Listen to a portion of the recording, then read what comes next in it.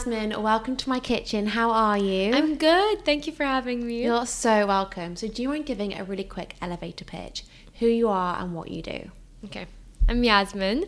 I have a brand called KODO, which is essentially a home fragrance. We have right now 4 in the collection, and they're all based on the delicacies you love at home. So they're fully clean, only using like the best quality natural ingredients. They're all made in Italy. And we really wanted to base them on, those like really delicious, nostalgic delicacies you love throughout your day. So from your morning matcha, we have like, it's actually this one, like a green tea, vanilla, hazelnut one. We have one called Pick Me Up, which is your chocolate, coffee, that like think of it as like your cake and coffee need to pick you up. The third is called By the Fire, and that's a warm, sweet, spicy one. That's like a date night in, you are having people over a dinner party. And then the last one is Sweet Dreams, and that's a natural sleep enhancer, and it has chamomile, honey, vanilla. So think of that as like, you know that puka night tea with chamomile, vanilla, honey? Yes. It's basically that. So they're all really yummy, decadent, but also good for you, which was very important. Yeah. I love this. I'm a huge smell person, which we'll get onto. And I remember when we had our chat over Zoom, we were talking about kind of like smells and stuff. And I was like, oh my God, like I never actually talk about smell on the podcast. And smell is a huge part of wellness. Yeah. So we're going to get into this in more detail in a minute. But we have a quick fire round to kick things off about all things food. Okay. So cook in or eat out? Cook in. Always. What is your favourite restaurant in London? Ooh. I know, it's a hard one. No, this is really hard. Or one. This isn't fiery. I know. Or maybe one that you visited recently, which you loved. Which I'll tell you a new one that's really good. It's called Lita, like Lita in Marylebone. Oh, okay. What cuisine is it? It's like Mediterranean Spanish. It was the best pan con tomate I've tried. It gets really, really, really good. So yeah, Lita Marylebone. Okay, nice. What's your go-to Deliveroo? Sushi, always. And anywhere from in particular? Notting Hill Fish Shop. Okay. Super good. Like my ideal night, if I've just had a long day, is I'll sit on the floor, order some sushi, watch Bridgerton or like any TV show that I'm watching, and like that is the ideal takeaway. Sitting on the floor is actually so underrated. Right? I love sitting on the floor. Like people think I'm weird. I like to sit on the floor when I eat. Yeah. My friend and I sometimes have like this like Deliveroo and like frozen yogurt nights. Yeah. And like we literally are on the sofa and then we sit on the floor and eat our Deliveroo. It hits differently. It does. What's your go-to cuisine? Mediterranean. I think I'm Lebanese, so I've always loved kind of mixing like Lebanese flavors, I think, and recreating those recipes to like suit a more like, I guess, diverse crowd. Mm-hmm. Nice. And what's your go-to fridge or cupboard staple? It's gonna be so boring, and I feel blueberries. Oh, good one though. I love blueberries. Like I eat them all the time. Yeah. Blueberries. Good one. Or a good almond butter. Oh, like a good nut butter, because like you can just put it on everything. Yes, agree. My favorite snack right now is apples and almond butter. It's so good. Have you tried sprinkling cinnamon? Yes. Oh my god. It's so good. It's amazing. And what's your favorite dish to cook at home? Honestly, like a teriyaki salmon with some rice, some sesame seeds, some like pickled cucumber. Like I love making a salmon rice bowl. Yep. Yeah. Delicious. Love it. Okay, let's start with the power of smell. Why have you gone into scent? What does smell do for you, and what does smell do for our kind of well-being? Yeah. I mean, so many things, really. I initially went into the world of perfume a few years back. I found myself obsessed. Like I've always loved everything beauty, wellness, but I found myself obsessing over perfume.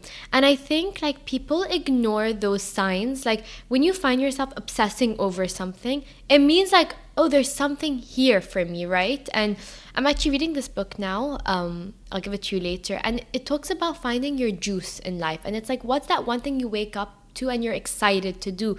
And genuinely, I found myself like, there was a period where once a day, every time I'd go on a walk, I'd walk through a department store and just smell the perfume. So yeah, that was my journey at the beginning. I started buying different perfumes, smelling them, comparing the packaging.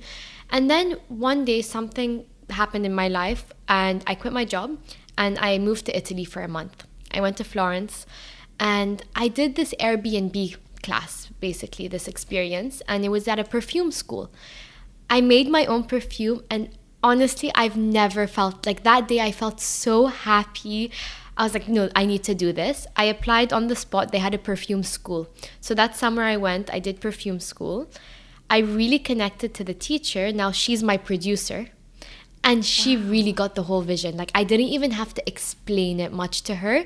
She would always create these really like gourmand fragrances. But it was this small studio in Florence, and I looked at her, I was like, these should be doing so much better. Like, these smell so yummy. She had like a chocolate one, a gelato one. So I looked at her and was like, we're gonna do something together. Like, we're gonna make this work. So I got back to London, and honestly, winter, like for me, I hibernated. Like 100%. I don't think I actually saw many people. I stayed home and I wanted to create KODO. And I actually came up with the name KODO in perfume school because we were learning about like the history of perfume. And in Japan, like a long time ago, it was a really sacred ritual that they used to do where they would burn Japanese incense. And they used to all sit around and smell the incense. And it was this appreciation for the incense itself. That was KODO in Japanese. So instantly I was like, I want to use KODO because I really wanted to emphasize on like the appreciation of the rituals we create for ourselves. And that's where wellness really came into it. So yeah, that's kind of the process of creating the brand. I sat in London, really created the whole thing. And I would say with all of them, I really wanted to highlight, like, integrate it into your rituals and into your day. So for example, the morning one, I meditate every morning. So when I wake up, I open my window, freshen out the room, then I'll spray KODO so it smells nice, and then I'll do my meditation. Nowadays, everyone works out. A lot of people work out at home, right? So if you're working out in your living room, like, you don't want it smelling of your dinner the night before. Spray the room so it smells fresh, it smells nice, and set yourself up for the day in that sense. So that was really like one of the main goals with it. And then something was missing. Like, when I was creating, I was like, no, like, something is still missing here. And that's where food really, really came into it, because I'm a massive foodie. And I realized that there was a gap in the market. You had your mainstream brands like X, Y, and Z that you can find at department stores that are actually really bad for you. They all, like, I'll get into that later, but they all just claim it's fragrance, and a lot of chemicals can come under that term. But then you had the natural brands and the clean brands, but they smelled like essential oils. They smelled like rosemary oil or lavender or eucalyptus. And I wanted to create a product that was clean and used a lot of these really great quality ingredients, but that was also luxurious and smelled great and decadent. And that was, I needed to find something in the middle of those two worlds. And yeah, that's also why I created it. I love it. I love that journey. And it's so right, when you find your kind of juice in life, it doesn't feel like work. Yeah. You just love it, and you feel like, this is my purpose, this is my mission. And I so see that, like, the way you're talking about it, you're like, this is it. And I think and I'm so excited for you and the whole journey of KODO. I think it's great. And I think, thank you. I think when we talk about wellness, we always think about, like, what we put into our bodies. We think about how we move and movement. We think about all these things in terms of wellness, but we never think about smell. And smell is really, it's one of the 5 senses. Yeah. And I think, five. Is it five? It's 5. five. 6 senses is a hotel. 6 senses in the wellness hotel. We're on 5 senses. So it's one of the 5 senses, and it often gets left. And like, one of my favourite Pilates studios in London, when we are finished with the Pilates, they spray the room. I know which one. Yeah. And I'm like, oh my God, this smells incredible. And it kind of puts you in the right frame of mind to then, like, finish your class, and it kind of just, like, rounds it off really well. And I'm like a big one when it comes to people stealing your smell. I'm like, that is like, you're taking my identity. Yeah. When people are like, what perfume are you wearing? I'm like, just lie. Yeah, I always lie. I'm not going to tell you where this is from, because this is my DNA. Yeah. And like, I am one where I stick to I had one perfume growing up, and you'd open my wardrobe and it would it's just you. hit you. Yeah. Yeah, and my mum was always like, I can literally tell, like, when I'm putting your clothes away or whatever, like, it smells so much of you. But it's like a fine line, because you also feel like, am I being petty? It's like when I was young. Nowadays, when people ask me, I tell them, because I'm like, it's KODO. Like, go buy it. Buy it. Yeah. I mean, it's home fragrance, but I use it on myself. But yeah, back in the day, I would hate when people, like, I would love it because I'm like, okay, I smell good. Yeah. But then I'd be like, yeah, I mix a few.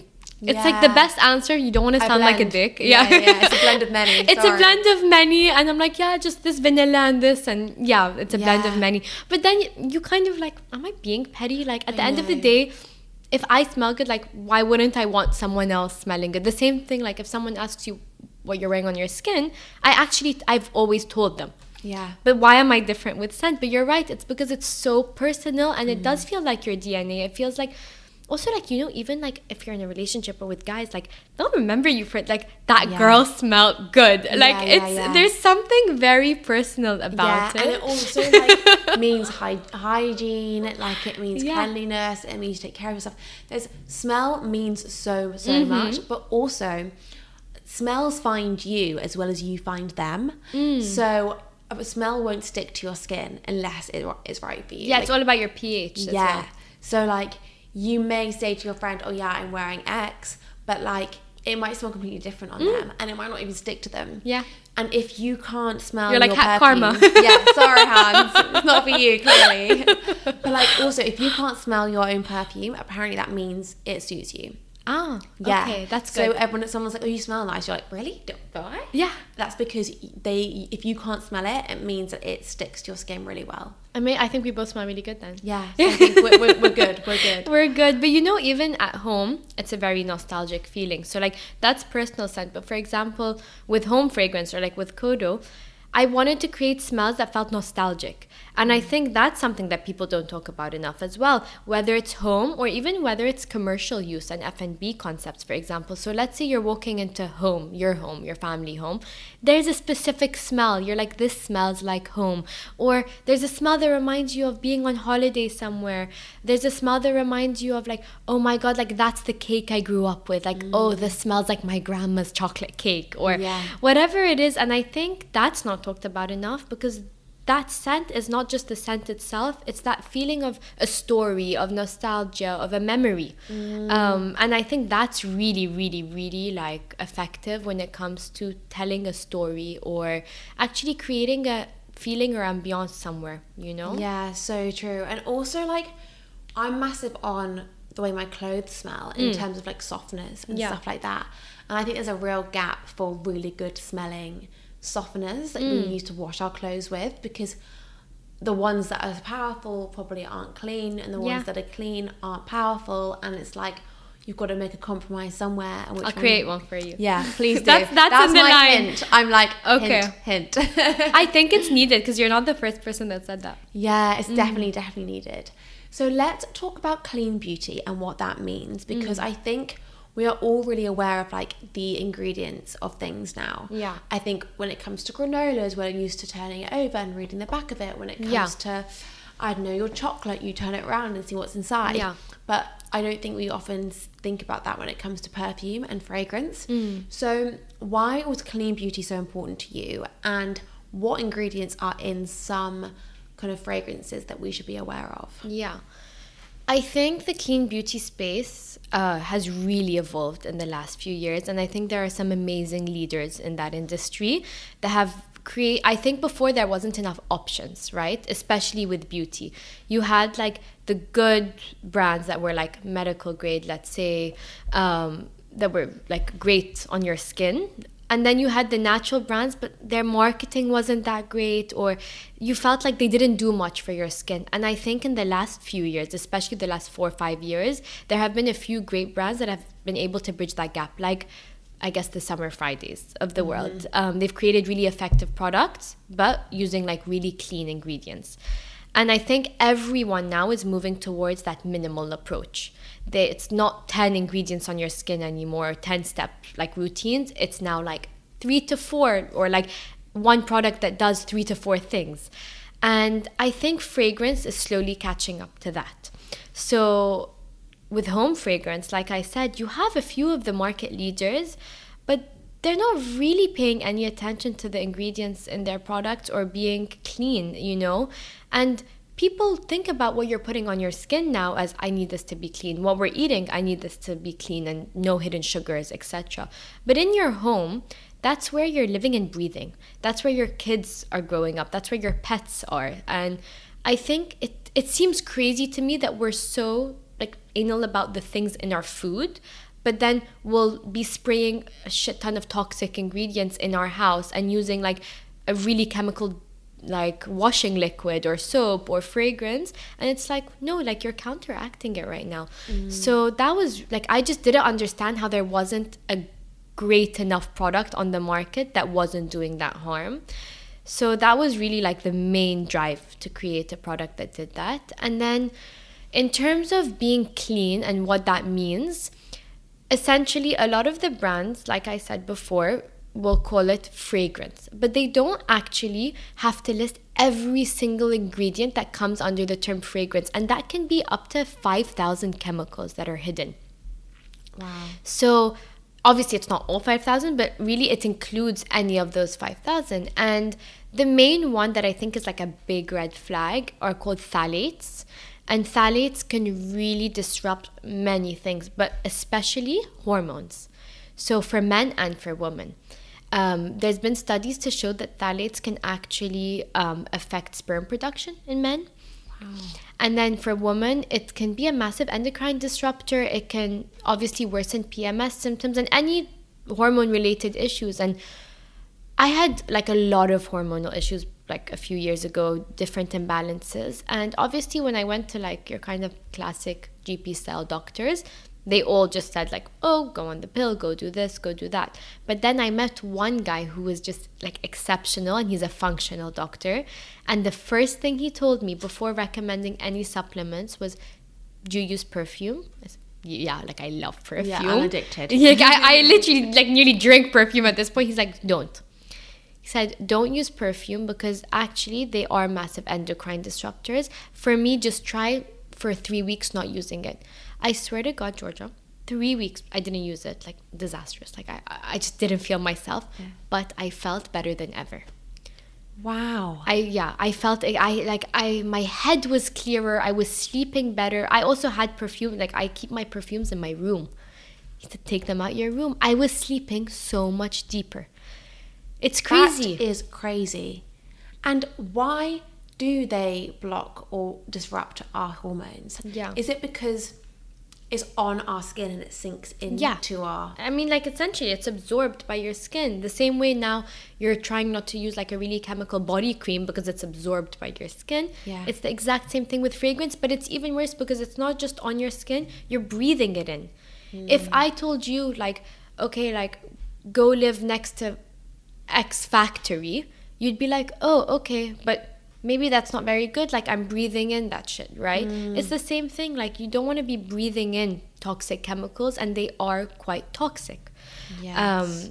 Even, by the way, like, in terms of, like, different diseases, it can worsen them. So, I had, like, a member of my family last year who wasn't so well. And, again, like, the one thing the doctor said was don't burn candles in the house because it releases toxic chemicals. So it really, like, everything that you're breathing in that isn't clean is going to, like, make your body in some sort of dis-ease, you know? So true. And I think if you're kind of promoting something to be sprayed around the house, then it really does matter what the ingredients are. Yeah. And it's crazy how that's... they don't have to kind of specify all the ingredients, like slightly worrying. Yeah. And you have all these diffusers, you have all these different things. It's like, oh my, I mean, I'm now thinking, oh my gosh, what's around my house? Don't worry, I'm leaving this for you. Yeah, leave that for me, and I'm gonna be like spraying it everywhere. But no, it's... And you'll notice a difference. Like, your head you'll have less headaches. Your head just feels clearer when you're not spraying that shit. So now you're in the space. What other clean beauty brands do you use or do you recommend? In general? Oh, this is a hard question. I love this. Skin-wise? Yeah. Okay. Skin, and then kind of other household clean beauty products and brands. Okay. Skin wise, like I love Summer Fridays.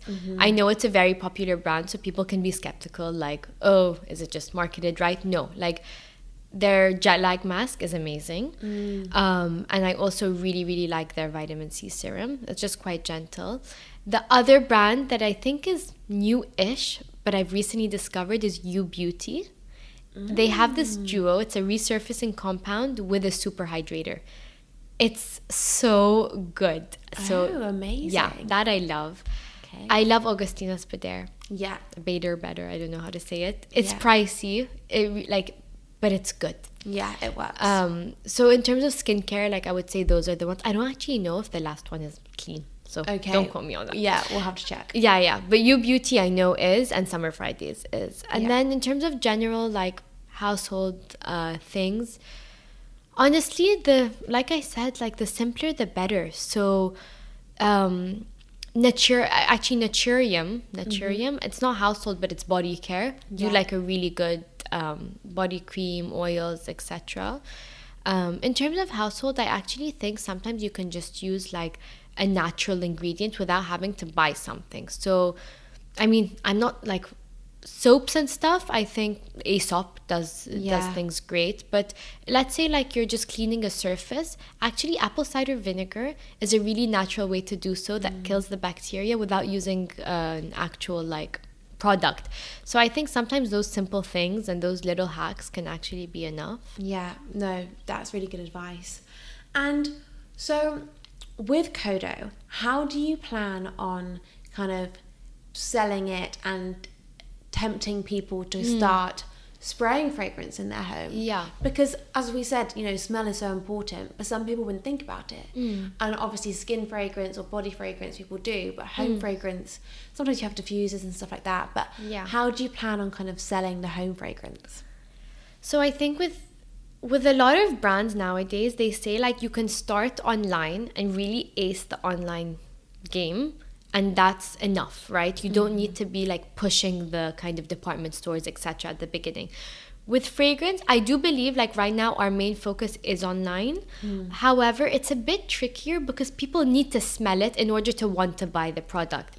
So I'm trying to do it in a way that is a bit, I would say, like a modern day way of marketing, which is let's not like push for the department stores and stuff straight away, but let's do it in a cool, creative way. So we're doing different pop-ups. I think that's a nice way of just keeping it really authentic, intimate, but still appealing to different crowds. So like I'll do like a random market one. I'll go to a coffee shop and do, like, you know, people think a pop-up needs to be in a specific kind of mainstream place, but actually it can be, I did one in like my local grocery store. And I think wherever you can market your product, the better. It doesn't need to be so glamorous all the time, but the more people see it, the more they're going to be curious as to what this is. And I think the way we're planning to really appeal to people and our niche right now is not just in the cleanness of it, but also in the food aspect of it, because people can like buy a jasmine fragrance anywhere, right? But they can't buy a fragrance that's reminding them of their favorite dessert anywhere. So I think we're trying to market it in a way where we can collaborate with different cool food brands, whether it's like a matcha brand, that like a cool collab is coming soon, with a really cool matcha brand. So that will be like, okay guys, like yes, you should look forward to your matcha in the morning, making it the ritual of making it. And then look forward to also your space smelling nice while you're doing that. There's also another collab that we're doing with a really cool cake company. So people love their cakes. They die for their cakes. And we've created a scent specifically for them that is exactly or as similar as we could to the smell of their cake fresh out the oven. Oh, wow. So people will smell and be like, oh my God, this reminds me of my favorite cake. And we would literally take the whole cake with us to Italy. I'd be like to the perfumer, like, okay, smell the cake. We need to create this exact formula. So we'd be smelling the cake, smelling the formula. Wow. And yeah, I think that's where our niche is in terms of the marketing. Yeah, and it's so smart because actually I was staying with my grandma recently and she loves baking and I'm not a baker. Yeah, same. I love to cook. Hate to bake. It's not for me. It's too specific. too specific. I don't like to follow the instructions. This is not working for me. Anyway, so I was with her, and she was like, she's not been very well recently, and I was like, I'm going to bake because of the smell. I was like, I want her house to smell of freshly baked cakes because I know she loves it. And like, don't get me wrong, the cake is great too, but it's more because actually I really messed it up. It was absolutely terrible. It was awful, but that's besides the point. Like, I wanted the smell in her to like come out, and she would be like, oh my god, baking. So I was like, and that's because she went to like cake baking school, baking college, I think it was called, and like she's done her whole life has been through baking and cooking for people, and that was her way of showing love. So I was like, I want her house to smell like that, and that's exactly it. It's like, smell is just so powerful. And I love what you said about kind of creating the rituals, and I think that's, you know, we talk a lot about like habit stacking now, and I think this is where this comes in, right? It's like the ritual of doing things, the ritual of doing your skincare, the ritual of going to the gym or doing your Pilates or making your matcha or even feeding your dog, whatever it is, like making these rituals smell nice and like is so important for the whole experience, and also for your mental well-being. I think smell has a massive impact on how you feel mentally, and like the clarity of your brain and the clarity of your thoughts and all of that, I think is massively impacted by. Same. I mean, like I always say, there's such a difference. You can do two things and they can be exactly the same things, but you do them in different ways, and that makes all the difference. Let's say you're going to the gym in the morning. You could get up, not really bothered to go to, like, you're still gonna go to the gym, but you get up feeling a bit sluggish, putting like sweatpants on and a loose t-shirt and not brushing your hair and not doing your skincare and go to the gym. And fine, you did it. Or you can wake up, be excited for your day, and actually put on your best set of gym leggings and tie your hair up so it looks neat, and do your skincare and spray yourself with like a clean perfume so that you smell good going. And those little things that you can do to just make yourself and boost yourself up a bit can make all the difference in how you feel doing those rituals, rather than feeling like you're forcing yourself to do them. And actually, like, there was a quote, do you know Melissa Wood? Yes. So she said, like, recently, she was like, you look at things as, I'm so lucky, like I can do this, rather than I have to do this. And I think for me, like, that was really important. It's like, no, like I'm so glad that I am able to go work out. I'm glad that I'm able to take an extra 10 minutes and sit on the couch and enjoy my coffee. I'm able to, like, I'm happy that I'm able to, you know what, make my house smell nice before people come over. And I'm so glad that these people that I love are coming over, rather than, oh, the house smells bad, I have to spray this because people are going to come in and it's not going to smell good. There's a way you can do things that just makes the whole process more enjoyable. Yeah, it's just reshifting your mindset on it. And I think you're so right. I think often it's like cup half full rather than half empty. It's my pet. I cannot, it sounds mean, but I can't stand people that are like half cupped empty. Yeah. I'm like, what? But like, it's half full, not half empty. Like, you still got all that liquid in it. Like, exactly. It's not like, empty. be grateful for those like little things that you're actually like able to experience. I completely agree. So how does KODO play a part in your everyday? Right now, it's just all I do every day. It is my life. It is my life. It's sad, but it's my life right now. But I think in terms of the sense, like, my everyday is working on KODO. Obviously, like, we're still at the beginning of our journey, so I'm doing everything at this point. And how is that? It's good. It's amazing. Like I said, I'm so grateful that I'm able to do something that I love. I think that for me is just amazing. Like, I'm excited for my day every day. It's stressful. It is stressful because when it's before I was an interior designer, when you're working for a company, you go your 9 to 5, you do your job, you go home and you don't think of it. I mean, personally, I didn't think of it. I was like, yeah, whatever. You're not thinking about them getting new clients or what issue is going to happen in this project, or that's your boss's job, right? Yeah. When it's your own thing, you live and you breathe it. I sleep at night and genuinely I'll wake up sometimes in the middle of the night and I'm like, idea, or I'm gonna message Georgia, or I need to contact this person, or oh my god, my stock is nearly run out of this. So I feel like you don't really switch off, and I think that's the stressful part about it. Completely. Yeah. I completely agree. It's a brain energy. It's like constant.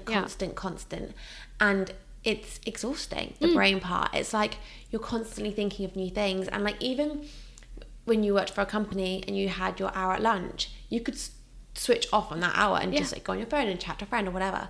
But when you're not working for a company, it's like you're on at all times. Yeah. And when someone says something to me like, oh, do you mind like popping and grabbing this for me on your way back from somewhere? I'm like, oh yeah, sure. If I don't write that down, I'm going to be so overwhelmed in my own thoughts, I'm going to forget. It's like, it's all on my reminders on my phone. Yeah. Like I have a million random reminders. Yeah, completely.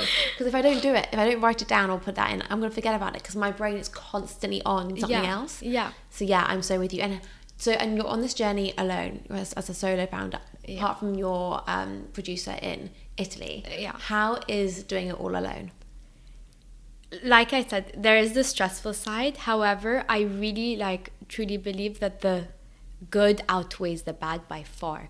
And I think for me, it's doing something that I've always dreamt of doing in a way that I've dreamt of doing it. And I've always, I wouldn't say I'm OCD, but I'm very, very specific. I think because I was an interior designer before, aesthetic was very important to me. And I wanted that to shine through the brand. Like, I needed the logo to be a specific font and the color to be a specific color that went with everything else. And yeah, I am quite specific in everything I do with it. And that was the beautiful part about it, though, is when you see the product, all my best friends are like, this is so obviously yours. It's my taste in design, my taste in clothes, even clothes I wear are all either this color green or white or neutrals or brown. I don't really wear much color. Yeah. And that is really what I've created in the brand. So that part of it is amazing. I think it's also, as cringy as it sounds, quite empowering. You kind of prove to yourself rather than anyone else, you can do this. And you can create a product, and it's not just an idea that you've said or you've talked about and then never ended up doing. Yeah. It's something that you've actually done yourself. And that is a really proud moment, honestly. So that part of it I really love. I love the creative part of it. I think that's my juice, where if I'm in Italy, I love smelling. I take all the different formulas, and because we are quite foodie orientated, we have a chocolate extract, a coffee extract, a vanilla, and I just love smelling them all and creating new formulas with them. And that part of it is my favorite part of the job. And honestly, meeting people like you, just having great conversation, whether it's talking about KODO or just general wellness, food, clean beauty. I love talking about it, and I think that part of it is also super nice. No, I love it. And I think you're right. When you are so particular, and I'm exactly the same, you know how you want it and how you want it done and what you want it to look like, that it's easier doing it on your own rather than having to explain or to share or to, there's no one will get it. Exactly. I love that. So what is coming up with KODO? What's next? You mentioned a few collaborations, but what do you have? Where's the future of KODO? So there's two sides to the business. In terms of the home fragrance, which you can also use on yourself because it is very clean, but we are marketing it as home fragrance. So in terms of that, we have really cool new flavors coming. We are gradually adding to the collection, and we have cool collaborations coming in order to complement all the scents we do have, the flavors of the scents. We're also doing a series coming soon called Be Cozy with KODO.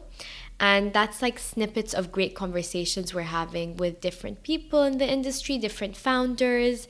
And that's going to be amazing because it is so diverse. We're going to speak to some people in the food industry, some people in wellness, some founders. And I think that's going to be a really cool way in order to connect with different people and just give all our clients, our customers, a bit more of a personal touch in getting to know us as the brand and not just the product. And then the second side of the business, which is super exciting, is on a more commercial basis, and we work directly with a lot of F&B concepts. So we're working with a few really cool ones where we create scents for their stores. So it's not this product at all.